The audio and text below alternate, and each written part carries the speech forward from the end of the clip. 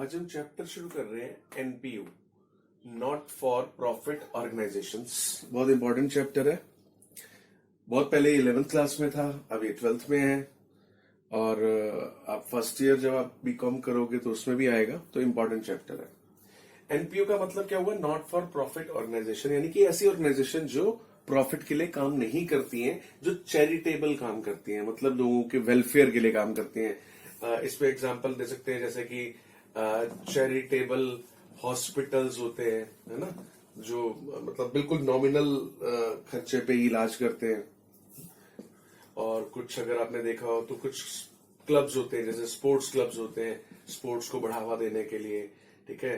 कुछ अगर आपने देखा हो तो धर्मशालाएं होती हैं। धर्मशाला ये बहुत ही कम पैसे लेकर आपको रेंट पे दे देते हैं कुछ फेस्टिवल्स के लिए, कुछ अगर आपने कुछ ऑर्गेनाइज करना है। और जैसे कि स्कूल्स होते हैं, ये भी चैरिटेबल स्कूल्स होते हैं, बहुत कम पैसों में पढ़ाई करा देते हैं। तो ये इन सब का जो पर्पस है, इन एनपीओ का जो पर्पस है वो क्या है कि वेलफेयर करना, लोगों का प्रॉफिट कमाना नहीं है। ठीक है। तो अगर इनका पर्पस प्रॉफिट कमाना नहीं भी है तो फिर ये अपने खर्चे कैसे पूरे करते होंगे, है ना? तो ये सोचने वाली बात है। देखो अब, अच्छा, इससे पहले मैं आपको ये बता दूं, जैसे नॉर्मल एक बिजनेस होता है वो प्रॉफिट एंड लॉस अकाउंट बनाता है ना? तो ये प्रॉफिट एंड लॉस की जगह क्या बनाते हैं? Income and expenditure account. एक नॉर्मल बिजनेस बनाता है प्रॉफिट एंड लॉस अकाउंट, ये बनाते हैं इनकम एंड एक्सपेंडिचर अकाउंट। ठीक है। इस तरफ इनके सारे एक्सपेंडिचर और इस तरफ सारी की सारी इनकम शो करते हैं। और जैसे एक नॉर्मल बिजनेस में आप बैलेंस शीट बनाते हो, है ना, तो ये भी बैलेंस शीट बनाते हैं। आप एक नॉर्मल बिजनेस में ट्रेडिंग P&L और बैलेंस शीट बनाते हो, ये इनकम एंड एक्सपेंडिचर और बैलेंस शीट बनाते हैं। सारे P&L बनाते थे, उसमें सारे खर्चे इधर और प्रॉफिट्स इधर लेते थे ना, तो इसमें भी इनकम एंड एक्सपेंडिचर में भी सेम है, सारे खर्चे इधर, इनकम इधर, बस उसका नाम बदलकर इनकम एंड एक्सपेंडिचर कर दिया। ठीक है। अब अभी हम बात कर रहे थे कि इनका अगर खर्चा तो वैसे ही है जैसे नॉर्मल, अगर एक मान लिया हॉस्पिटल है, चैरिटेबल हॉस्पिटल है, अब उसका खर्चा तो जैसे आम बिजनेस होता है वैसे ही होगा। जैसे कि उसका मेडिसिन का खर्चा भी होगा, है ना, जैसे उसका सैलरी वगैरह का भी खर्चा होगा, जैसा कि उसका इक्विपमेंट्स है तो उसके ऊपर डेप्रिसिएशन भी होगा, जैसे कि उसके मतलब कुछ अगर उन्हें कुछ लोन वोन ले रखा तो इंटरेस्ट भी होगा, या कोई रेंट वगैरह हो, तो ऐसे नॉर्मल जो खर्चे आम होते हैं बिजनेस के वो तो होंगे होंगे। तो अब ये प्रॉफिट तो कमाते नहीं, तो ये इन सारे खर्चों को पूरा कैसे करते होंगे, है ना? इनकम कहां से आती है, ये सोचने वाली बात है। तो अब देखो, इनकी इनकम का जो सबसे मेन सोर्स है वो है सब्सक्रिप्शन। सब्सक्रिप्शन, अब ये सब्सक्रिप्शन क्या होता है? देखो, जितने भी ये चैरिटेबल जो एनपीयूज होती हैं, इनके ना मेंबर्स होते हैं। तो इनके मतलब लोग इनके मेंबर्स बन जाते हैं। अब जो इनके मेंबर बनते हैं, जैसे एनपीओ है, अगर आपको एक एनपीओ का मेंबर बनना है, आप भी चाहते हो कि कुछ आप भी चैरिटेबल कर सको, कुछ वेलफेयर के लिए लोगों के लिए करना चाहते हो, तो आप किसी एनपीओ के मेंबर बन जाते हो। मेंबर बन जाते हो तो एनपीओ की जैसे मेंबर बनने की ये ना एक नॉमिनल सी फीस रखते हैं जी, हमारी ना 100 रुपए फीस है पर मंथ। 100 रुपए पर मंथ फीस है, मेंबर बनना चाहो बन जाओ। अगर अब आप बनना चाहते हो तो आप कहोगे 100 रुपए पर मंथ में चलो कुछ वेलफेयर ही कर ले, है ना? 100 रुपए पर मंथ का मतलब हो गया 1200 रुपए पर ईयर, है ना? आपने सब्सक्रिप्शन ले ली और सोचो इस एनपीओ के 1000 मेंबर्स बन गए, तो इसका मतलब 12 लाख रुपए तो इनको सब्सक्रिप्शन ही आ जाएगा एक साल में। तो देखो, इनकी इनकम का ये जो खर्चे पूरे करने हैं, प्रॉफिट ये कमा नहीं रहे, तो खर्चे पूरे करने का मेन सोर्स क्या हुआ? सब्सक्रिप्शन। यानी कि जो लोग इनके मेंबर बन जाते हैं, उन मेंबर से ये एक पर्टिकुलर एक नॉमिनल सी फीस होती है, सब्सक्रिप्शन बोलते हैं उसे। तो वो सब्सक्रिप्शन हर साल, हर महीने के हिसाब से या साल के हिसाब से तो आनी ही आनी है।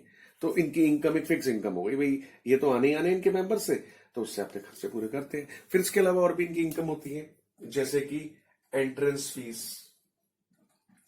एंट्रेंस फीस रख लेते हैं कि भाई फर्स्ट टाइम आओगे तो एंट्रेंस फीस लगेगी, उसके बाद हर महीने आप बस सब्सक्रिप्शन देते। फर्स्ट टाइम जैसे उन्होंने कहा कि 5,000 रुपए एंट्रेंस फीस है, कि पहली बार एंट्रेंस एनपीओ के मेंबर बनोगे तो 5,000, उसके 1,100 रुपए पर मंथ, है ना? तो इस टाइप से एंट्रेंस फीस हो गई।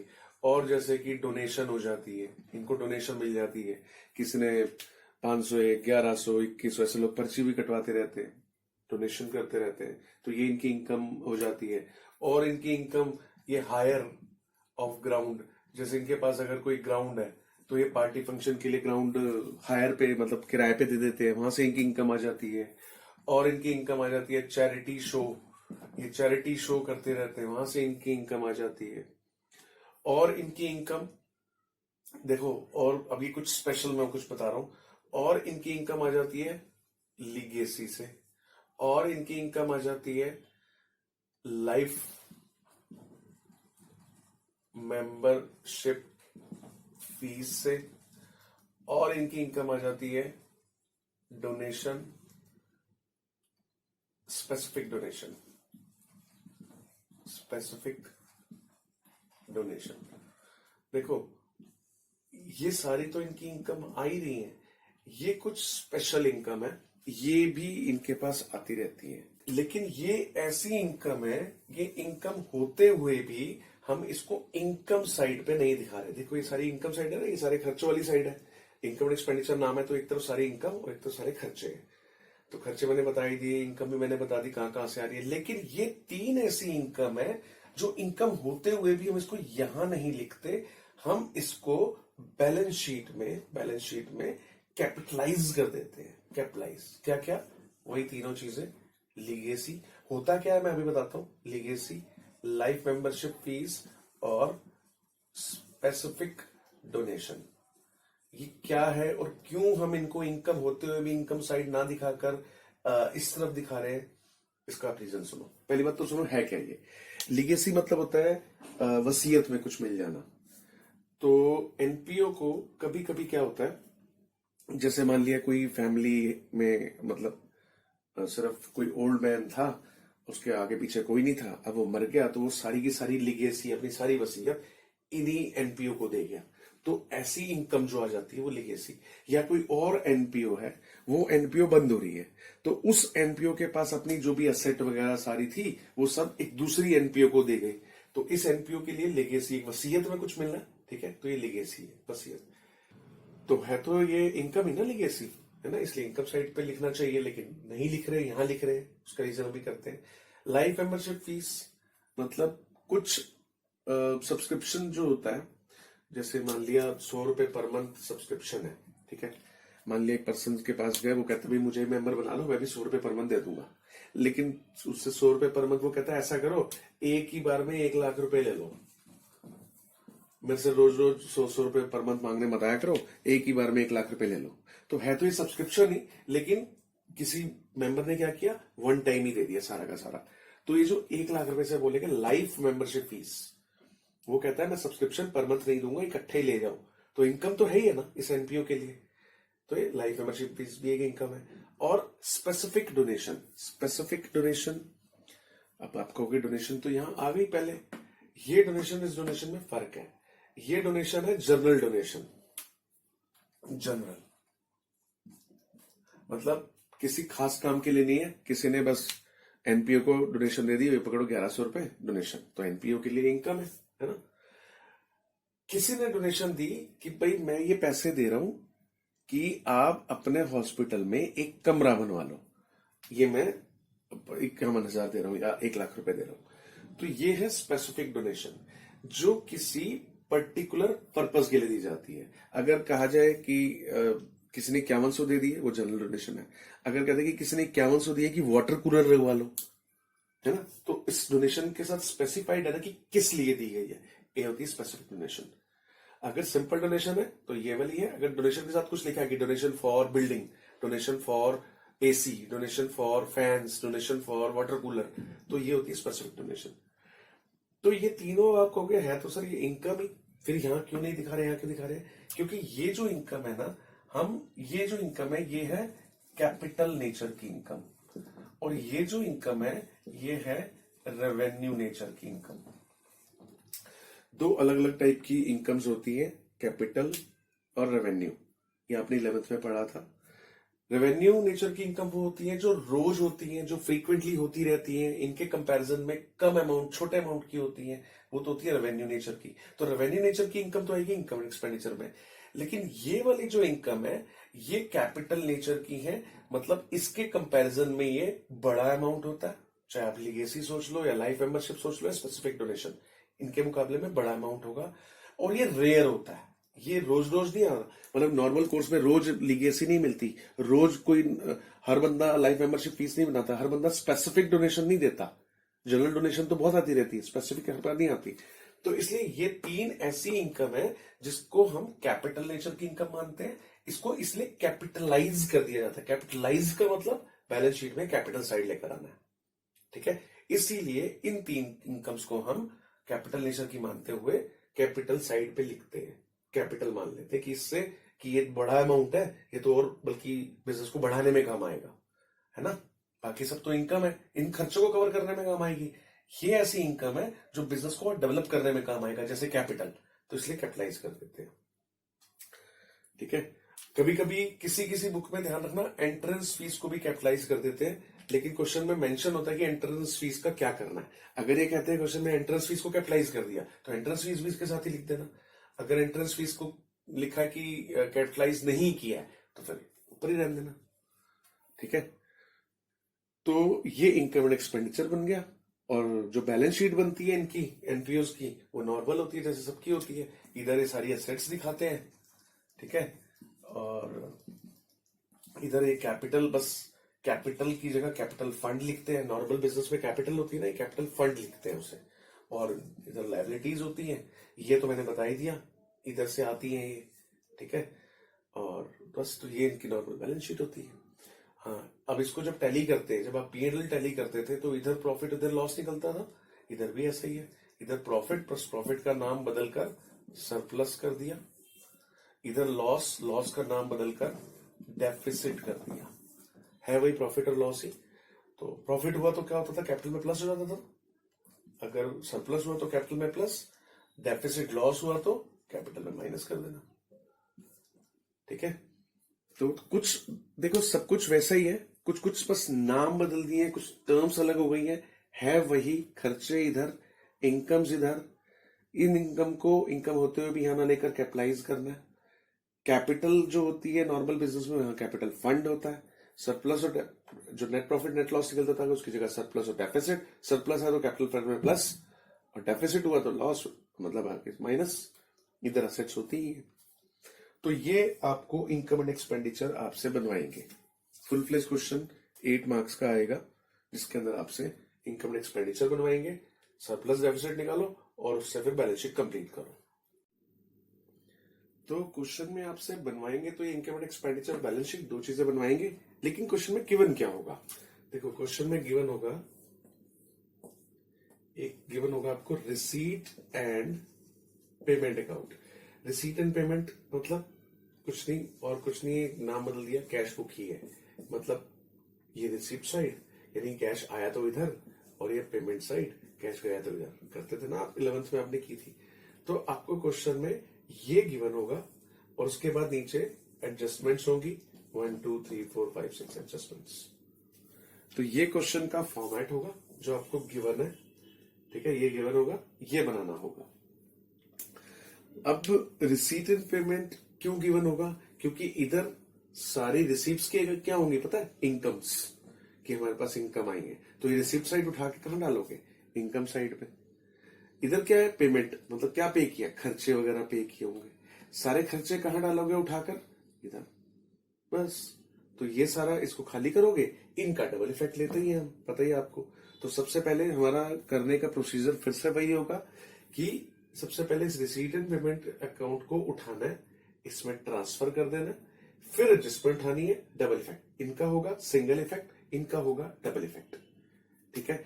अब मैंने बता दिया आपको रिसीप्ट साइड पे क्या गिवन होगा, जो हमें आ रहा है। क्या आ रहा है, इनकम वगैरह रिसीव हो रही होगी ना, इनकम रिसीव हो रही होगी, तो कहां डालोगे, इनकम आ रही है तो इनकम साइड पे, ठीक है। अच्छा, और इधर पे, क्या पे, जरूर एक्सपेंस वगैरह पे किए होंगे, एक्सपेंस पेड सारे इधर आ रहे होंगे, तो कहां डालोगे, इधर। तो आपको तो बड़ा इजी सा। लेकिन इसके अंदर एक बात और ध्यान रखना, पेमेंट क्या सिर्फ एक्सपेंस की होगी, क्या पता हमने एक मशीन खरीदी है, तो कैश बुक पे तो वो भी इसी साइड ही आएगी ना, क्योंकि मशीन के भी तो पैसे पे किए हैं। देखो सैलरी पे की है, मैं एक एग्जांपल लेता हूं, एक्सपेंस पेड, जैसे कि अगर मैंने सैलरी दी है तो आप कहोगे सर ठीक है खर्चा है तो हम यहाँ पे डाल ही देंगे खर्चे में, लेकिन ये भी तो हो सकता है कि मशीन खरीदी हो, क्योंकि पेमेंट तो सैलरी की भी हुई है, पेमेंट मशीन की भी हुई है, तो सैलरी तो आप उठा के खर्चे में डालोगे, लेकिन जो मशीन खरीदी है क्या उसको भी डालोगे? नहीं, एसेट अगर खरीदी है फिर तो एसेट में जाएगी ना। तो इसका मतलब रिसीट एंड पेमेंट से आप जब भी यहां से चीजें उठाओगे, खर्चा है तो इधर ले जाना, एसेट का पेमेंट है तो एसेट में ले जाना। ठीक है, अच्छा ऐसे इधर इनकम रिसीव होगी जो, जैसे कि आपको इंटरेस्ट मिला, इंटरेस्ट रिसीव हुआ, इंटरेस्ट रिसीव हुआ तो आप कहां डालोगे? ऑब्वियसली इनकम है, इनकम में। ये भी तो हो सकता है कि सेल ऑफ मशीन, आपके पास एक मशीन थी पुरानी, आपने बेच दी, रिसीव पैसा तो आएगा ही ना, चाहे इंटरेस्ट रिसीव हुआ है तो भी पैसा आ रहा है, सेल ऑफ मशीन है तो भी पैसा आ रहा है ना। तो अब देखो, इनकम अगर रिसीव हुई है तो आप इनकम में ले ही जाओगे। अगर मशीन बेची है अब क्या करोगे? तो यहाँ पे जो मशीन होगी ना, यहाँ पे जो मशीन लिखी होगी इसमें माइनस कर देना, क्योंकि मशीन बेच दी ना इसलिए मशीन कम हो गई, माइनस कर देना। मशीन खरीदी है तो प्लस कर देना, बेची है तो माइनस। तो मतलब आपको इन दो साइड, मतलब रिसीट साइड और पेमेंट साइड में यही चीजें मिलेंगी बस।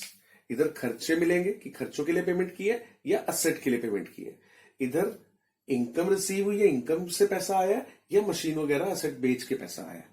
तो आपको पता है उसको कहां कहां लेके जाना है। ठीक है, बाकी अभी क्वेश्चन करेंगे और क्लियर हो जाएगा। अब इसके अंदर जो मेन बात है वो क्या है, अभी वो सुनो। कि यहां तक तो सर बड़ा इजी था, आप कहोगे कि कुछ नहीं है, इनकम उठानी है, income side, expense, expense side, asset है तो असेट में लेके जाएंगे। एक थोड़ी सी इसमें एक चीज और ट्विस्ट ले आते हैं क्वेश्चन में, वो देखो क्या, ये कहेंगे कि सब्सक्रिप्शन मिला, सब्सक्रिप्शन किस तरफ, यहाँ पे किधर आएगा, क्वेश्चन में गिवन होगा, इधर ही गिवन होगा, क्योंकि कैश आया, सब्सक्रिप्शन मिला है। ये कहेंगे जी 10,000 सब्सक्रिप्शन मिला है, और साथ में आपको बता देंगे जी 1,000 मेंबर है और 10 रुपए हमने सब्सक्रिप्शन का रेट रखा हुआ है मंथली या ईयरली। तो 1,000 इंटू 10,000 मिलना चाहिए ना, तो यहाँ 10,000 लिखा है। तो आप कहां उठाओगे इसको? सब्सक्रिप्शन, आपने देखा भाई सब्सक्रिप्शन है, सब्सक्रिप्शन तो इनकम है, इनकम यहां आती है, डाल दोगे। लेकिन अगर क्वेश्चन में लिखा है कि, मैं लिख देता हूं यहाँ पे, मेंबर है 1,000 और सब्सक्रिप्शन जो देते हैं, ये सब्सक्रिप्शन जो है at the rate of 10, her member 10 देता है, तो 10,000 होना चाहिए। लेकिन यहां क्वेश्चन में लिखा है जी आपको सब्सक्रिप्शन मिला 9,500। अब मुझे एक बात बताओ, नीचे लिखा है मेंबर 1,000 है, सब 10 रुपए देते हैं, 10,000 मिलना चाहिए, नीचे लिखा है। ऊपर यार रिसीप्ट साइड पे लिखा है जी 9,500 सब्सक्रिप्शन मिला है। अब मुझे बताओ, आप यहाँ सब्सक्रिप्शन जो लेकर जाओगे वो कितना लेकर जाओगे? 9,500 या जितना मिलना था 10,000, वो, ये सोचने वाली बात है। देखो, अगर आप सोच रहे हो कि भाई 9,500 इनकम मिली है तो 95 ही दिखानी चाहिए, तो आप गलत सोच रहे हो। ये है इनकम एंड एक्सपेंडिचर अकाउंट 1 साल का। 1 साल का मतलब अगर हम इसको बना रहे हैं 2019-2020 के लिए, तो इस 1 साल में जितनी भी इनकम होंगी वो सारी की सारी आनी चाहिए। तो आप कहोगे सर इनकम ही तो आ रही है, 9,500 इस साल इनकम मिली है, आ रही है? नहीं, यहाँ पे लिखा है 1,000 मेंबर है, 10 रुपए सब देते हैं, तो इनकम 10,000 होनी चाहिए। 10,000 इनकम होनी चाहिए, 9,500 कैश दिखा रहा है कि मिल गई, 500 नहीं मिली। तो जो नहीं मिली है उसको भी आप ये दिखाओगे आउटस्टैंडिंग करके कि अभी लेनी बाकी है। क्यों दिखा रहे हैं आउटस्टैंडिंग करके? क्योंकि देखो, जब हम, आप याद करो, P&L बनाते थे तो भी हम खर्चे और इनकम कौन से दिखाते थे? जो उस साल से रिलेटेड है। ये मतलब नहीं है कि कैश मिला तो उतनी ही दिखाएंगे, नहीं, आउटस्टैंडिंग है तो वो भी दिखाओ, बस वो रिलेटेड इस साल से होनी चाहिए। मतलब कि इस साल से हमें 10,000 रुपए इनकम मिलनी थी, 1,000 मेंबर 10 रुपए, 9,500 मिल गई, 500 भी लेनी बाकी है, तो यहां दिखाएंगे सब्सक्रिप्शन 9,500 प्लस 500 आउटस्टैंडिंग, पूरा 10,000। मतलब इनकम उस साल की पूरी ही आएगी, मिली कितनी उससे मतलब नहीं है। अगर यहाँ 9,000 भी होता ना तो भी मैं 10 ही दिखाता, क्या लिखकर कि 9,000 मिल गई, 1,000 अभी आउटस्टैंडिंग है, मिलनी बाकी है। आ गया समझ में? तो इनकम एंड एक्सपेंडिचर में ध्यान रखना, कैश कितना मिला है उससे मतलब नहीं है, आना कितना चाहिए उस साल की इनकम, उससे मतलब है। अच्छा, अब मैं एक और एग्जांपल लेता हूं। अगर आपको यहां पर सब्सक्रिप्शन मिल गया 10,500, अब क्या करोगे? मेंबर 1,000 है, सब 10 रुपए देते हैं सब्सक्रिप्शन, 10,000 मिलना चाहिए, यहाँ तो 10,500 है। अब मैं यहाँ कितना दिखाऊं सब्सक्रिप्शन में, 10,500 या 10,000? अभी आप सोच रहे हो कि 10,500, तो गलत है, 10,000 ही दिखाएंगे। फिर से वही बात मैं वही दोहरा रहा हूं कि इनकम इस साल की है कितनी, 1,000 इंटू 10, 10,000।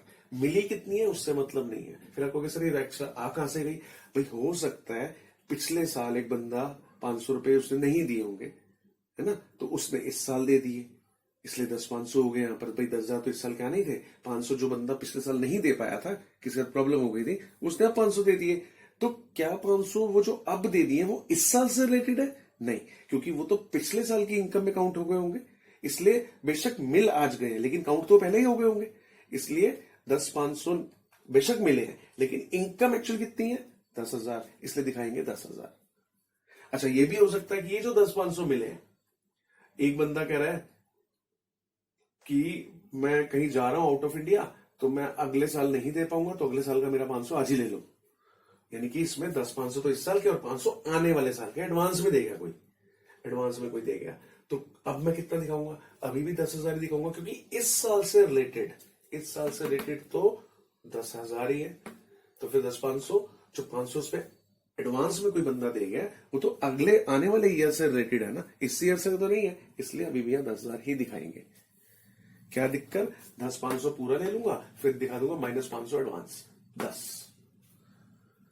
समझ में आ गया? तो हमें ध्यान रखना, ये जो रिसीप्ट एंड पेमेंट अकाउंट है, इसके अंदर ये अगला पिछला इकट्ठा करके दे देंगे। हमें उसकी काट छांट करके जो उस ईयर से पर्टिकुलर रिलेटेड है वो अमाउंट ही यहां पे पहुंचाना है। सबसे बड़ी जो काम है वो यही करने वाली है। ठीक है, चलो अब इसका एक क्वेश्चन ट्राई करते हैं, उस पर और ज्यादा क्लियर हो जाएगा। ठीक है, तो ये क्वेश्चन करा रहा हूं मैं, सबकी बुक में होगा, फिर भी मैंने क्वेश्चन लिख दिया है। ये ऊपर receipt and payment account given है हमें, और ये नीचे हमें गिवन है एडजस्टमेंट्स। इसका हमेशा मैंने बताया था सिंगल इफेक्ट, और इनका जो भी इनको उठाओगे आप डबल इफेक्ट के साथ। ठीक है, ओके, चलो स्टार्ट करते हैं। अच्छा, इसके शुरू करने से पहले मैं आपको सब्सक्रिप्शन के बारे में थोड़ा सा बता दूं। हमें जो सब्सक्रिप्शन गिवन है, subscription as per receipt and payment जो भी गिवन होगा, जैसे यहां पे सब्सक्रिप्शन हमें ये गिवन है 16,000। अभी मैंने क्या बताया आपको, रिसीट एंड पेमेंट में यानी कि कैश अकाउंट में सब्सक्रिप्शन कैसा हो सकता है, उसमें हो सकता है पिछले साल का कुछ इंक्लूड हो, या किसी ने एडवांस दे दिया हो, क्योंकि रिसीट एंड पेमेंट में तो जो कैश मिला है वही रिकॉर्ड होगा, है ना। उसमें एक साल में कितना मिलना चाहिए ये उसमें रिकॉर्ड नहीं होता, ये तो इनकम एंड एक्सपेंडिचर जो हम बनाते हैं उसमें करते हैं। रिसीट एंड पेमेंट में तो चाहे 10 साल पुराना कैश अगर आज आपको मिल गया, रिसीट एंड पेमेंट में तो उसकी एंट्री हो ही जाएगी, है ना। लेकिन आज की इनकम में उसकी एंट्री होगी या नहीं होगी ये आपको सोचना है। अगर वो इस साल से रिलेटेड है तो एंट्री होगी, अगर वो इस साल से रिलेटेड नहीं है, आने वाले साल से रिलेटेड है, तो आने वाले साल में होगी, है ना। तो इसलिए रिसीट एंड पेमेंट में आपको अगला पिछला इकट्ठा करके दे देंगे। तो आपको इस अमाउंट को क्या करना है, कौन सा अमाउंट बनाना है, इस साल का बनाना है। ये तो वो हो गया जिसमें अगला पिछला इंक्लूड करके आपको दे दिया। आपको चाहिए इस साल का, कैसे बनाओगे इसमें, ये आपको बनाना है subscription as per income and expenditure account. समझ में आ गया मैं क्या कह रहा हूं? आपको दे दिया अगला पिछला मिक्स करके रिसीट एंड पेमेंट के अकॉर्डिंग, आपको बनाना है उसमें अगला पिछला हटा के इस साल के अकॉर्डिंग।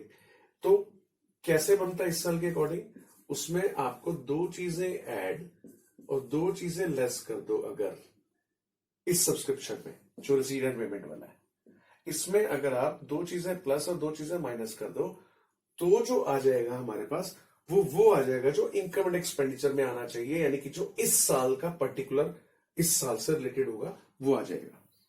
क्या दो ऐड दो लेस? फर्स्ट है ऐड करना आपको आउटस्टैंडिंग एट द एंड, यानी कि इस साल की इनकम जो मिलनी रह गई। आउटस्टैंडिंग का मतलब एरियर मतलब अभी नहीं मिला, ड्यू है, मिलना बाकी है, तो एंड में मिलना बाकी है। मतलब इस साल की इनकम है जो नहीं मिली है, तो ये है तो इस साल की ना, इसलिए प्लस करेंगे। जैसे कि 1000 मेंबर, मैंने एग्जांपल दिया था ना, 10,000 मिलना चाहिए, मिला 9500, 500 नहीं मिला, तो 500 वो आउटस्टैंडिंग है, प्लस करेंगे ना, तो इसलिए प्लस आउटस्टैंडिंग। अच्छा, और क्या प्लस होगा, ऐड होगा, advance at the beginning. Advance at the beginning, beginning का मतलब पिछले साल भी कह सकते हो, क्योंकि पिछले साल का जो क्लोजिंग होता है वो इस साल का बिगिनिंग होता है ना, तो एडवांस एट द बिगिनिंग या पिछले साल, तो एडवांस एट द बिगिनिंग मतलब कि हमें पिछले साल ही कुछ एडवांस मिल गया था।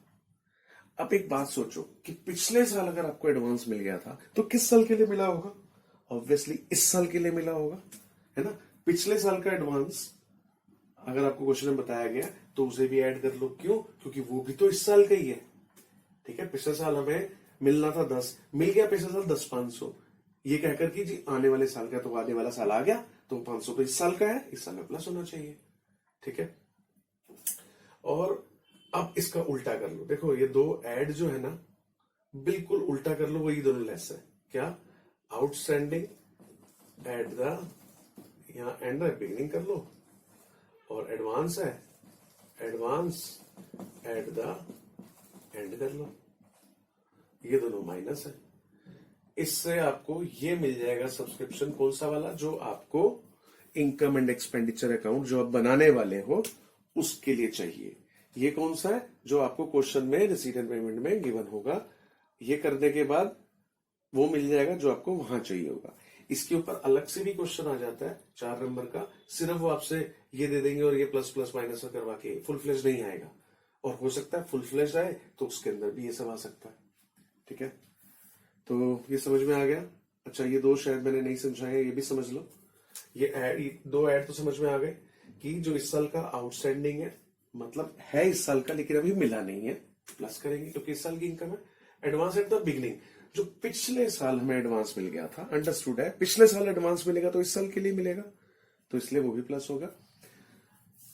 उल्टा इसका, आउटस्टैंडिंग एट द बिगिनिंग, मतलब बिगिनिंग मतलब वही बनेगा ना, पिछले साल कुछ रह गया था मिलना, तो वो कब मिला होगा, पिछले साल आउटस्टैंडिंग था, मतलब एक बंदे ने पिछले साल नहीं दिए, तो जो इस साल जब अमाउंट मिला बढ़कर, तो उसके अंदर पिछले साल का इंक्लूड था, तो उसे हटाएंगे ना।